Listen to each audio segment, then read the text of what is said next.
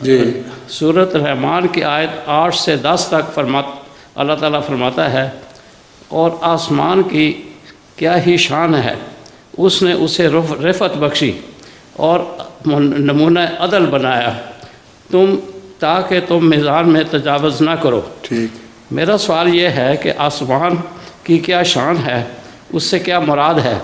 اس نے اسے رفعت بخشی اور نمونہ عدل بنایا، تم میزان میں تجاوز نہ کرو۔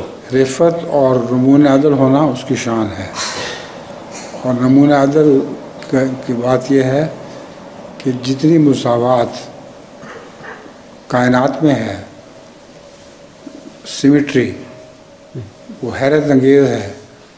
یہاں تک کہ بعض بڑے سے بڑے سائنسدان، مثلا آئنسٹائن نے پہلے اس کا ذکر کر کے تو خدا کی ہستی پر اپنا ایمان بیان کیا ایک دفعہ، بعد میں وہ پھر مکر بھی گیا تھا، لیکن یہ تو میں نے پڑھا ہے اس کا خود۔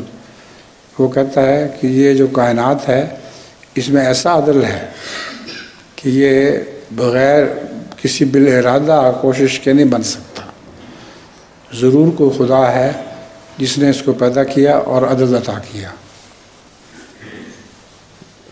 حضور، آسمان کو نظام عدل کے لیے کس طرح بطور نمونہ پیش کیا ہے؟